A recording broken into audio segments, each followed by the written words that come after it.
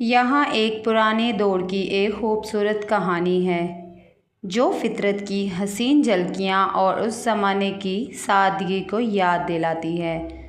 नदी किनारे की शाम। ये उस वक्त की बात है जब ना बिजली की रोशनी थी और ना शोर मचाते मशीनों की आवाज़। ज़िंदगी आहिस्ता और पुरसुकून बहती थी, जैसे पहाड़ों के दामन में बहने वाली कोई नदी। गांव के इर्द गिर्द घने जंगल थे, दूर दूर तक सरसब्ज खेत और आसमान पर फैलती सुनहरी शामें। इसी गांव में सलीम नाम का एक किसान रहता था। सलीम दिन भर खेतों में मेहनत करता और शाम ढलते ही नदी किनारे जाकर बैठ जाता। नदी के पानी में डूबता सूरज, परिंदों की वापसी की चहचहाहट और हल्की हवा में झूमते दरख्त, ये सब उसके दिल को एक अजीब सी ठंडक देते। सलीम को अपने बचपन के दिन याद आ जाते, जब वो अपने दोस्तों के साथ इसी नदी के पानी में खेलता था। उस वक्त का पता ही ना चलता, ना मोबाइल की घंटी थी, ना शोर मचाती गाड़ियाँ, बस पानी की हल्की हल्की लहरें और जंगल से आती खुशबू।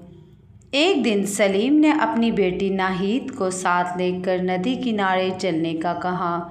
नाहिद, जो शहर के स्कूल में पढ़ती थी और जदीद ज़माने की चीज़ों में मगन रहती थी, पहले तो हिचकिचाई, मगर बाप के साथ जाने पर राज़ी हो गई। जब वो दोनों नदी किनारे पहुँचे तो नाहिद रुककर हैरान रह गई। नदी के शफाफ पानी में शाम के रंग छलक रहे थे। बुलबुलें और कोयल की आवाज़ें एक खूबसूरत धुन बना रही थी। खेतों से आती मिट्टी की महक और ठंडी हवा के झोंके दिल को एक अनोखी राहत दे रहे थे। नाहिद ने आहिस्ता से कहा, अब्बा, ये जगह तो जैसे ख्वाब है। शहर में तो इतनी खामोशी कभी नहीं मिलती। सलीम मुस्कुरा कर बोला, बेटी, यही हमारा असल ख़जाना है। फितरत की ये खूबसूरती और सादा ज़िंदगी, यही पुराने वक्त की सबसे बड़ी दौलत थी। नाहिद ने उस दिन पहली बार महसूस किया कि असल खुशी बड़ी बड़ी इमारतों या चमकती रोशनियों में नहीं, बल्कि उन लम्हों में है जो दिल को सुकून देते हैं। ये कहानी हमें याद दिलाती है कि ज़िंदगी की असल खूबसूरती फितरत की खामोशी, सादगी और वो लम्हे हैं जो दिल को राहत देते हैं।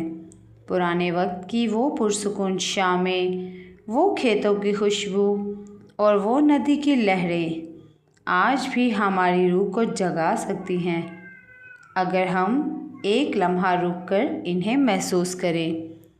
उम्मीद करती हूँ दोस्तों कि आपको ये कहानी उम्मीद की एक झलक दिखाई देगी।